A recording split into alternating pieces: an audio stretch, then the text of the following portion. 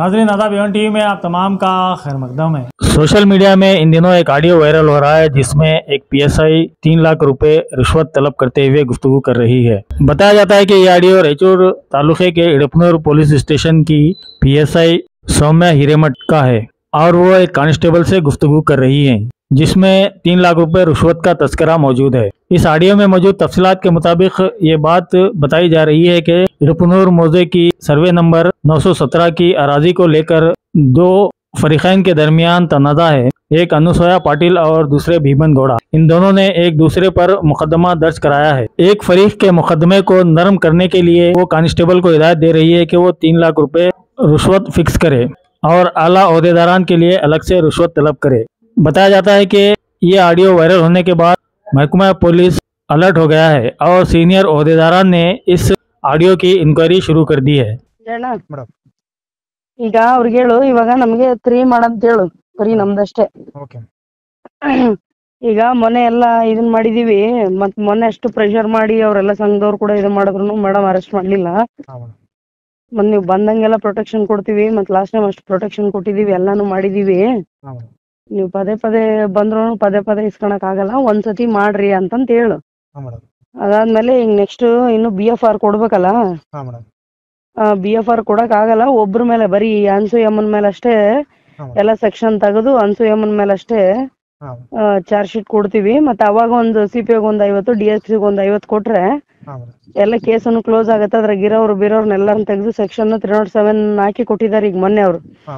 ಅದನ್ನೆಲ್ಲಾನು complete ಆಗಿ ಎಲ್ಲ ತೆಗೆದು ಬರೀ ಒಂದು ಬೈದರ್ ಅಂತ ಅಷ್ಟೇ ಕೊಡ್ತೀವಿ. ಮತ್ತೆ ಅವಾಗ ಒಂದ್ ಸ್ವಲ್ಪ ಒಂದ್ 50 ಕೊಟ್ರೆ ಎಲ್ಲ ಕ್ಲಿಯರ್ ಆಗ್ಬಿಡ್ತತ್ ನೋಡ್ರಿ, ನೆಮ್ಮದಿಯಿಂದ ಇರ್ಬೋದು ಅಂತ ಹೇಳ್ರಿ. ಇದು ಈಗ ಇಸ್ಕೊಂತ ಇರೋದು ನಮ್ದು.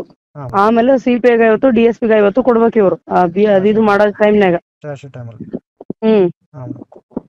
ಕೊಟ್ರ ಅಂದ್ರೆ ಎಲ್ಲ ಕ್ಲಿಯರ್ ಮಾಡ್ಕೊಡ್ತೀವಿ. 28 ಸತಿ ಇದು ಎಲ್ಲ ನಿಮ್ ಸಂಬಂಧ. ಈಗ ನೀವು ಪ್ರೊಟೆಕ್ಷನ್ ಕೇಳಿರ ಅಂತೇಳಿ ಪ್ರೊಟೆಕ್ಷನ್ ಕೊಟ್ಟು ನಮ್ ಮೇಡಮ್ಗೆ ನಮಗೆಲ್ಲ ಎಷ್ಟು ಸಮಸ್ಯೆ ಆಗಿತ್ತು. ಅವ್ನು ಹೋಗಿ ನಮ್ ಪೊಲೀಸರ ಮೇಲೆ ಮೇಡಮ್ ಮೇಲೆ MLC ಮಾಡಿದ್ದ ಅಂತ ಹೇಳ್ರಿ.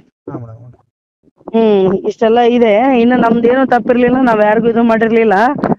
ನಮ್ಮ ಆಫೀಸರ್ಸ್ ಎಲ್ಲ ಸಪೋರ್ಟ್ ಮಾಡಿದ್ರು, ಹಂಗಾಗಿ ಇದಾಯ್ತ್ರಿ. ಏನಾನ ಸ್ವಲ್ಪ ಇದಾಗಿತ್ತು ಅಂತಂದ್ರೆ ಎಲ್ಲರಿಗೂ ಸಮಸ್ಯೆ ಆಗ್ತಿತ್ತಲ್ಲ, ನಿಮ್ಗೋಸ್ಕರ ನಿಮ್ದೆಲ್ಲ ಸರಿ ಇದೆ ಅಂತೇಳಿ ನಾವು ಫೈಟ್ ಮಾಡ್ತೀವಿ ಅಂದು ಅಷ್ಟೇ.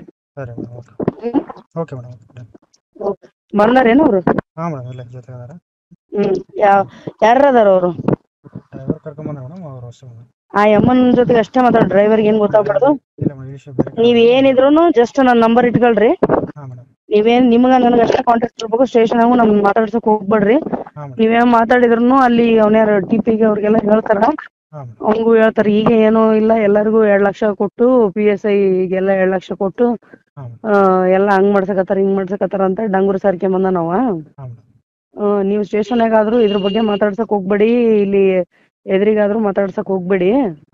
ಹಂಗೇನಾರ ಇದ್ರೆ ನಾವೇ ಫೋನ್ ಮಾಡಿ ನಿಮ್ನೆಲ್ಲರನ್ನ ಕರ್ಸ್ಕೊಂಡ್ ಇದನ್ ಮಾಡ್ತೀವಿ ಅಂತ ಹೇಳ್ರಿ ನಮ್ಗಷ್ಟೇ.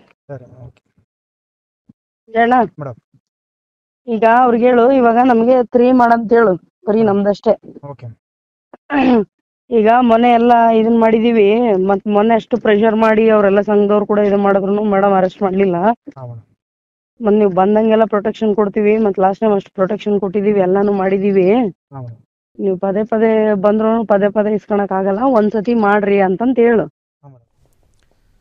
ನಮ್ಮ ರಾಯಚೂರು ಪ್ರತಿನಿಧಿ ಅನಿಲ್ ಕುಮಾರ್ ಹೆಚ್ಚಿನ ಮಾಹಿತಿಯನ್ನು ಕೊಡ್ತಾರೆ. ಅನಿಲ್, ಜನ ಮಾತಾಡ್ಕೊಳ್ಳೋದಕ್ಕೂ ಇವರು ಮಾಡೋದಕ್ಕೂ ಸರಿಯಾಗಿದೆ. ಅಂದರೆ ದುಡ್ಡು ಕೊಟ್ಟರೆ ಏನು ಬೇಕಾದರೂ ಮಾಡ್ತಾರೆ, ಏನು ಕೇಸಿಂದ ಎಲ್ಲ ಕೈ ಬಿಡ್ತಾರೆ ಅಂತಂದರೆ ಏನು ಮಾಡ್ತಾ ಇದ್ದಾರೆ ಹಿರಿಯ ಅಧಿಕಾರಿಗಳು? ಅವ್ರಿಗೂ ಬೇರೆ 50-50 ಕೊಡಬೇಕು ಅಂತ ಹೇಳ್ತಾ ಇದ್ದಾರೆ ಮೇಡಮು.